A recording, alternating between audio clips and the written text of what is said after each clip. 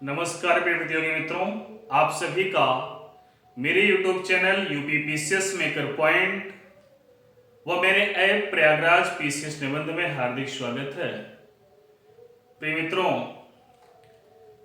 हम लोगों की तैयारी परीक्षा के संदर्भ में चल ही रही है और उसी के साथ साथ निबंध सेक्शन में भी हमें बेहतर करना है और उस रणनीति की कला में हमने आपको बताया है कि निर्णायक केवल और केवल हिंदी का सेक्शन है। हिंदी का सेक्शन का तात्पर्य यह है कि यदि हमने हिंदी के व्याकरण, निबंध और पत्र लेखन में बढ़त बना लिया तो अगले को पीछे करने में हम सफल होंगे। बड़ी इंपॉर्टेंट बात है। चाहे यूपी पीसीएस की मुख्य परीक्षा हो या अभी जो नजदीक में परीक्षा है खंड शिक्षा अधिकारी बीईओ की और आरओ मुख्य परीक्षा। आरओ मुख्य परीक्षा और बीईओ की मुख्य परीक्षा में तो 100% यही निर्णायक है।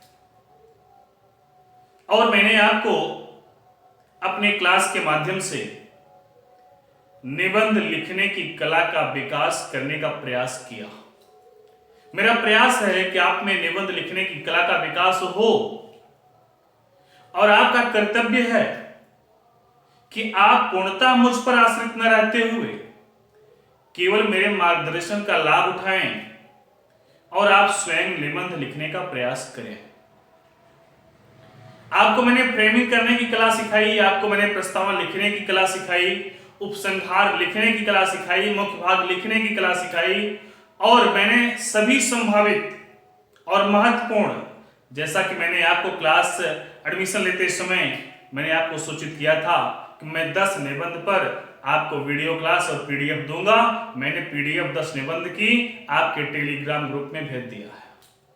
इसलिए भेज दिया कि आप पहले से तैयार होते रहो। मेरा वीडियो थोड़ा सा पीछे भी रहेगा, चलेगा, लेकिन आप उस पर तैयार रहो। चूंकि 6 निबंधों की क्लास मैंने पूरी कर ली है, तो इसलिए अब आगे का जो क्रम है वो एक मार्गदर्शन का क्रम है। आप स्वयं उस निबंध को पढ़ें, पढ़ करके स्वयं लिखने का प्रयास करें, अपने अनुसार प्रस्तावना लिखें, अपने अनुसार मुख्य भाग लिखें। और एक बात और, मैंने जो पीडीएफ आपको उपलब्ध कराया है वह फ्रेमिंग पर आधारित पीडीएफ है। मेरी बात समझ रहे हैं ना? जो मैंने आपको फ्रेमिंग कराई है उस पर आधारित है और मैंने उस पर आधारित करके यह प्रयास किया कि आपको प्रत्येक फ्रेमिंग के प्रत्येक हेडिंग में इतना पर्याप्त मैटर आपके पास जरूर हो कि आप छांट करके जो भी लिखना चाहें लिख सकें या उसको संक्षेपण करके, संक्षिप्त करके लिख सकें। मैंने कहीं ऐसा नहीं किया कि आपको 1-2 पॉइंट दे करके ही छोड़ दिया हो, इसलिए कि अगर उससे कोरिलेट करके कोई भी निबंध पूछा जाए तो आप लिखने में सफल हो। और मेरी गारंटी है कि मैंने जो पीडीएफ आपको उपलब्ध कराया है टेलीग्राम ग्रुप में, किसी भी कोचिंग संस्था के जितने भी नोट्स होंगे उस पर भारी पड़ेंगे। इस बात की मेरी गारंटी है।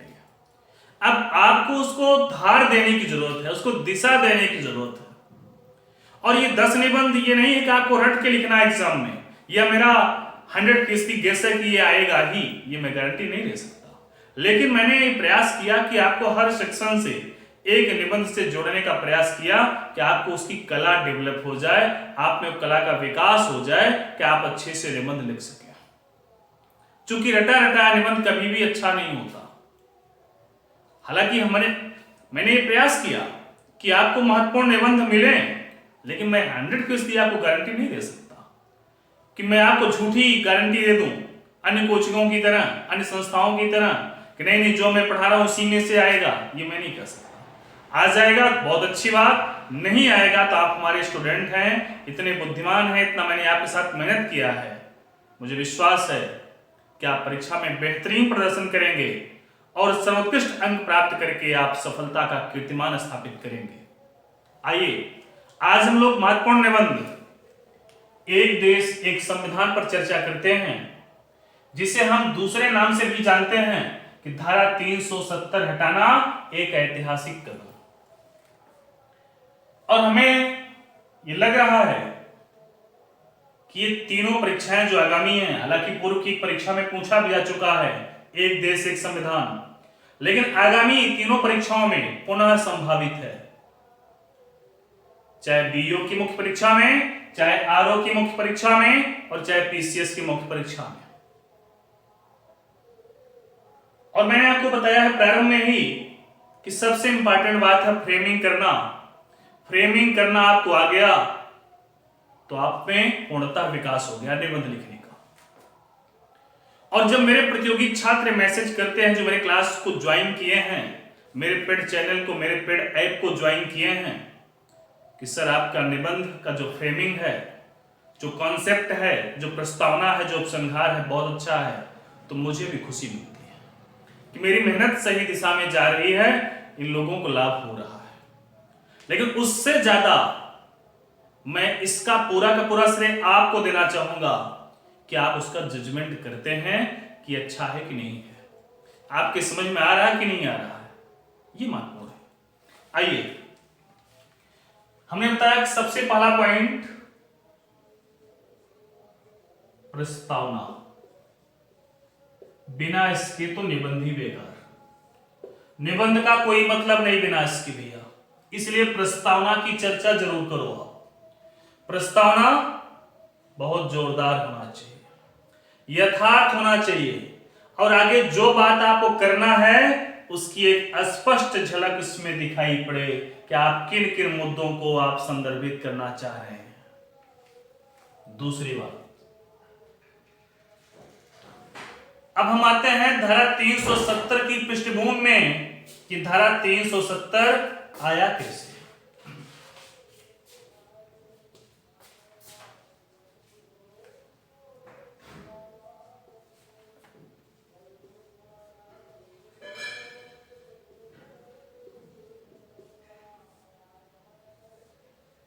बाकी इसके अंदर क्या लिखना, कैसे लिखना, मैंने सब आपको भेज दिया है पीडीएफ में। नेक्स्ट पॉइंट पे चलिए। जो हमने पृष्ठभूमि बता दिया कि धारा 370 लागू कैसे हुआ, क्या ऐसी राजनीतिक स्थिति परिस्थिति थी, क्या ऐसी मजबूरी थी, क्या ऐसी आवश्यकता थी कि धारा 370 को लागू किया गया। अब ये लागू तो हो गया, लेकिन धारा 370 है क्या भाई? तो अगला कदम, धारा 370 क्या है। और इसी के साथ साथ एक प्रासंगिक अनुच्छेद और है, कहीं कहीं इसको अनुच्छेद 370 कहता है, और वही सही भी है। अनुच्छेद 370 लिखना, अनुच्छेद 370 या अनुच्छेद 35 से लिखना। हम लोग तो एक मौखिक भाषा में धारा 370 लिखते हैं, हालांकि ये भी गलत नहीं है, लेकिन वो ज्यादा प्रासंगिक है। धारा 35 से ये क्या है, इसकी चर्चा कर देना है। अब ये हो गया, तो यह तो हटाया भी गया 2019 में 5 अगस्त को ये हटाया भी गया। इसका मतलब ये क्या अस्थायी प्रावधान था कि नहीं था? थोड़ी सी चर्चा इस पे कर देते हैं हम लोग। ये जानने की कोशिश करते हैं कि आखिर राष्ट्रपति महोदय ने किस अधिकार का प्रयोग करके इसको हटाया, इसका निरसन किया। तो हमें ये बताना है कि क्या धारा 370 एक अस्थायी प्रावधान था?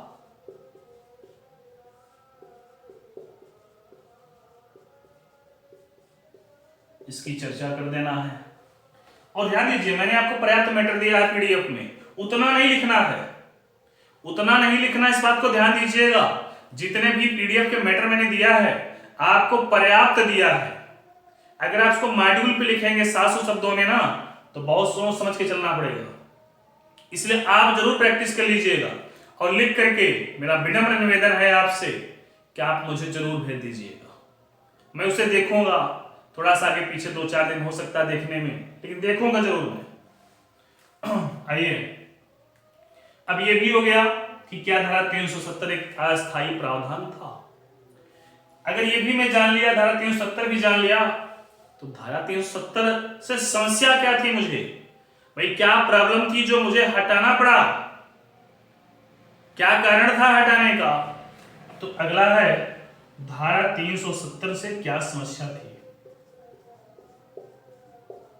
और जो समस्या थी यही कारण भी था हटाने का। मतलब ये कह सकते हैं हम, ये एक तरह से कारण भी है कि हमने हटाया क्यों, हटाने का कारण। बात समझ में आ रहा है ना भाई, इससे समस्या क्या थी, वही तो कारण है उसका ना हटाने का।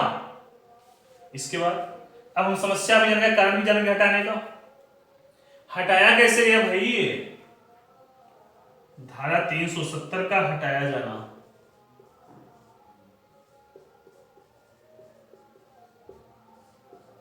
थोड़ी सी इसकी रूपरेखा बता दीजिएगा। गठबंधन सरकार से लेकर पीडीपी भाजपा की गठबंधन सरकार बनती है, गठबंधन टूटता है, राष्ट्रपति शासन राज्यपाल शासन की चर्चा, उसके बाद अध्यादेश की चर्चा, फिर कैसे गृहमंत्री साहब उसको संसद में बताते हैं, राज्यसभा में सूचित करते हैं, इन सब की संक्षिप्त चर्चा इसमें कर दीजिएगा। अभी हट तो गया, अब जम्मू कश्मीर में क्या परिवर्तन हुआ, थोड़ी सी उसकी चर्चा कर दीजिए।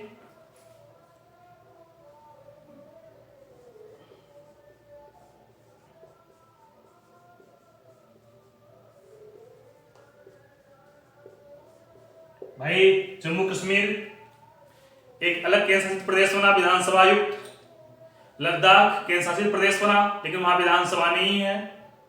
तो इन सब की चर्चा, क्या परिवर्तन हुआ में आपको कर देना है, कहां पे कितने जिले, कितने विधानसभा, कैसे कैसे क्या है, थोड़ी थोड़ी चर्चा उनकी कर देना। मैंने आपको भेजा है, बताया भी है, और जब मुख्य भाग की चर्चा करूंगा तो वहां पे मैं बताऊंगा भी। अभी मैं आपको फ्रेमिंग करना सिखा रहा हूं। अब ये क्या परिवर्तन हो गया तो ठीक है, अब संवैधानिक हिसाब से क्या चुनौतियां हैं जो हटाया गया उसके पीछे, उसकी चर्चा कर दीजिए। संवैधानिक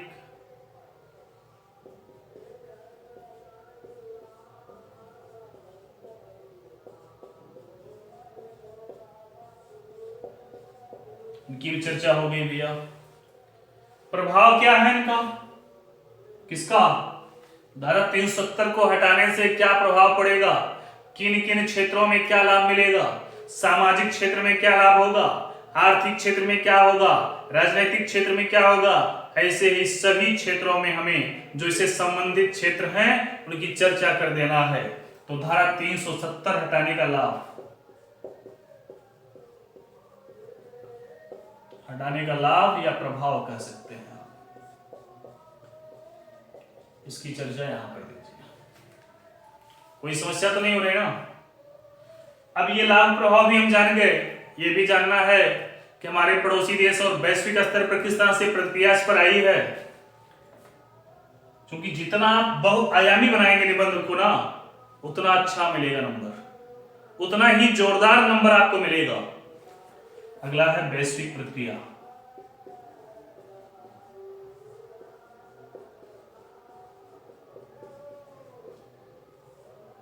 इसकी भी चर्चा आपने कर दिया।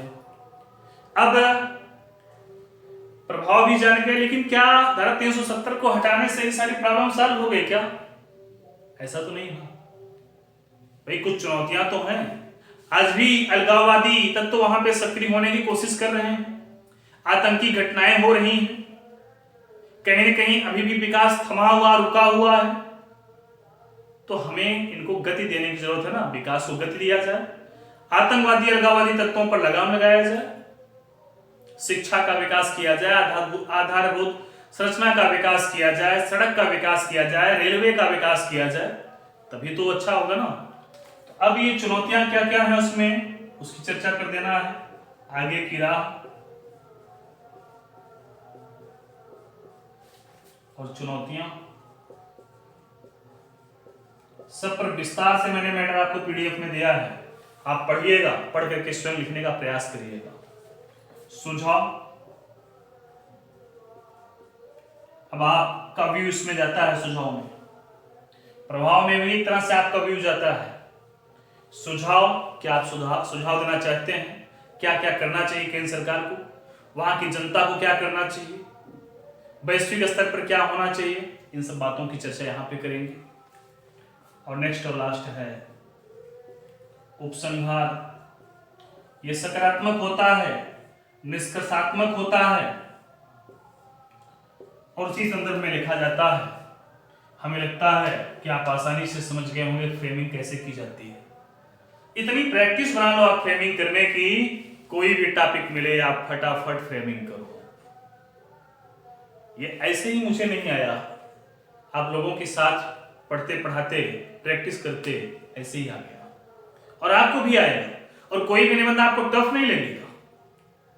इसके अलावा भी बहुत से निबंध महत्वपूर्ण हैं, उन्हें आप स्वयं लिखने का प्रयास करें। मैंने एक लिस्ट जारी किया है, फेसबुक पर भी शेयर किया है।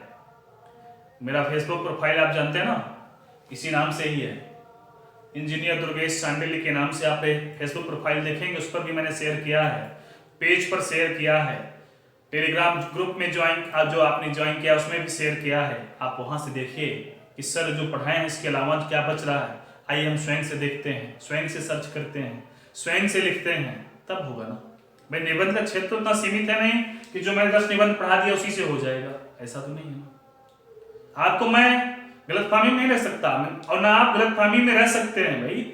आप यूपी पीसीएस आरओ एआरओ या बीओ का मेंस दे रहे हैं तो आप कोई मूर्ख थोड़ी है, तो इसलिए गलतफहमी में रखना चाहिए और न रहना चाहिए। इसलिए आप इसी के अनुसार, जैसे मैंने फ्रेमिंग करने की कला आपको बताया है, धीरे धीरे अभ्यस्त हो रहे हैं आप, ऐसे ही आप अन्य टॉपिक पर भी करिएगा, जरूर करिएगा।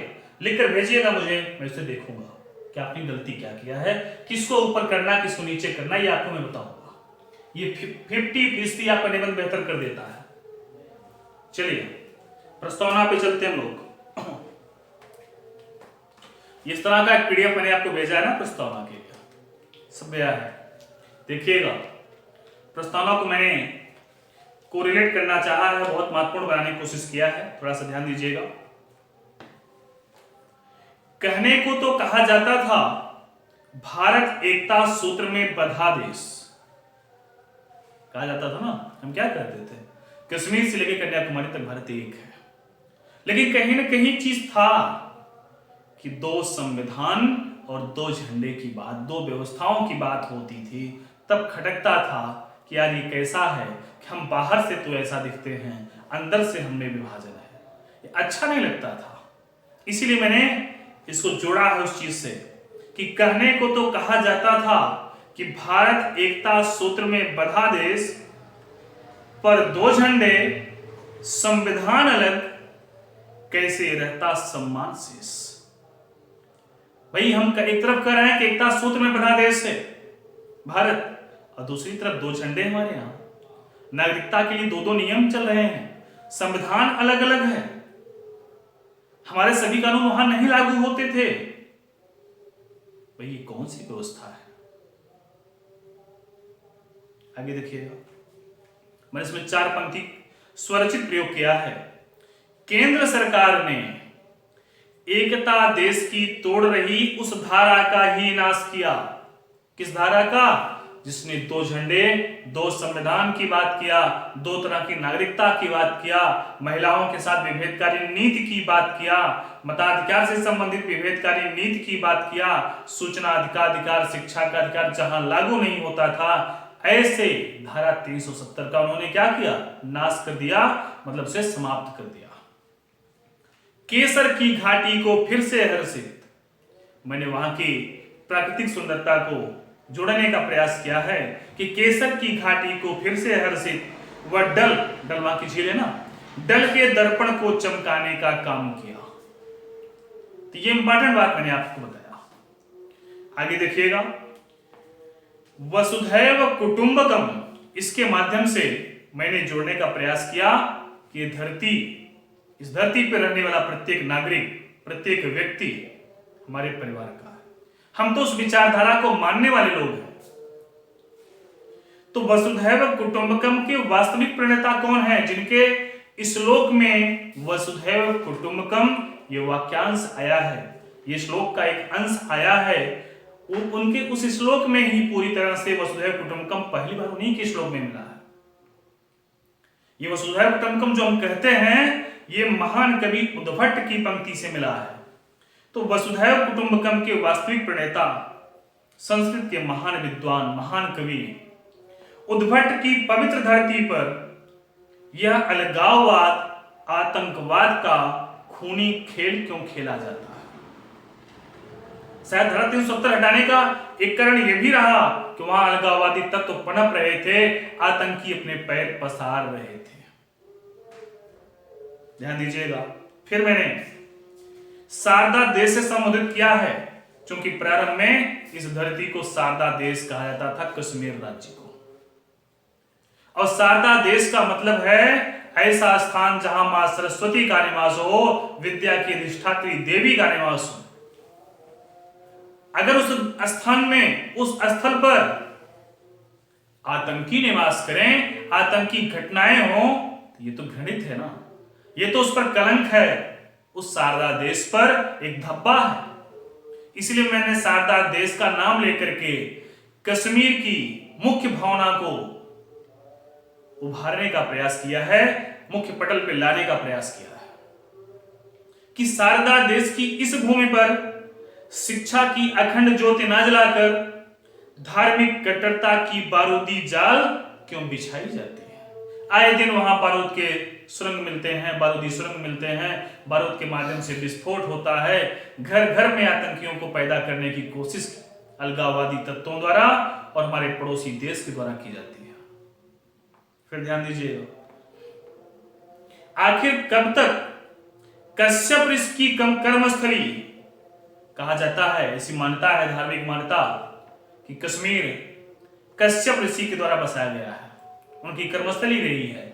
और नागवंशी जितने हैं वहां पे, जितने भी नागवंश चलता है, अनंतनाग वगैरह जो भी स्थल है, ये सारे के सारे स्थल ऋषि कश्यप से ही जुड़े हुए हैं। उन्हीं की संतान थे 12, उन्हीं 12 संतानों से ये विभिन्न तरह के वहां पर नाग की स्थापना शायद हुई है।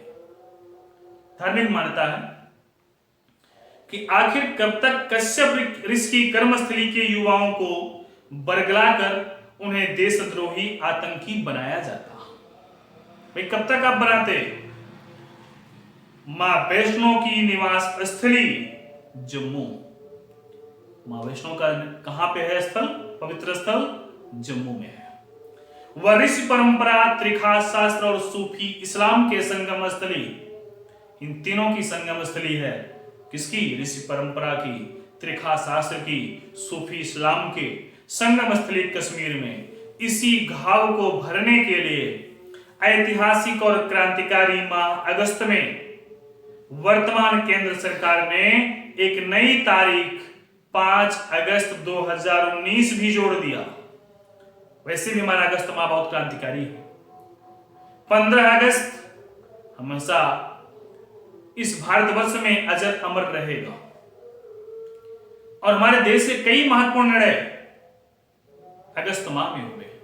अगस्त घोषणा, अगस्त प्रस्ताव की चर्चा मिलती है, भारत देश की स्वतंत्रता की चर्चा होती है, और उसी क्रम में ये 5 अगस्त भी जुड़ गया, जबकि संपूर्ण भारत अखंडित हो गया, अखंड भारत बना, एकता के सूत्र में पिरोया हुआ भारत बन गया, और 2 झंडे 2 संविधान की बात समाप्त हो गई, जोड़ दिया।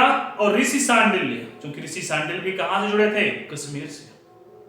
आचार्य कुमारिल, क्षेमेंद्र की भी धरती कही जाती है, कल्हड़ की भी धरती कही जाती है, तरंगणी की, इसलिए मैंने जोड़ने का प्रयास किया है। और ऋषि सांडिल्य आचार्य कुमारिल की परंपरा की भूमि व राज तरंगणी की रचना स्थली को धारा 370 व 35 से मुक्त कर दिया।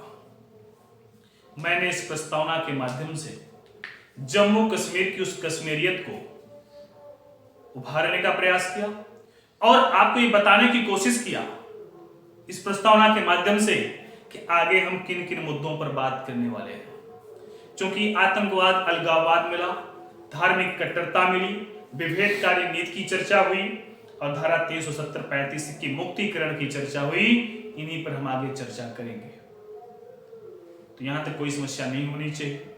आप इसको आसानी से तैयार करिएगा, लिखने का प्रयास करिएगा और इससे अच्छा भी आप प्रस्तावना लिखने का प्रयास करिएगा, क्योंकि मैंने जो समझा अपने हिसाब से बेस्ट दिया और आपका कर्तव्य है कि आप इससे भी बेस्ट लिखें। लिखना आपको, परीक्षा में आपको शामिल होना है तो लिखना पड़ेगा। और मैं फिर कहता हूं कि लिखने से मत भगिए, जरूर लिखिए, चेक हो या ना हो, लेकिन लिखिए जरूर। हैबिट डालिए कि प्रतिदिन एक प्रस्तावना लिखना है, एक फ्रेमिंग जरूर करना है। कोई भी टॉपिक दिमाग में आए उसकी फ्रेमिंग कर डालिए, लिखिए। आज की कक्षा के लिए आप सभी को बहुत बहुत धन्यवाद, बहुत बहुत आभार।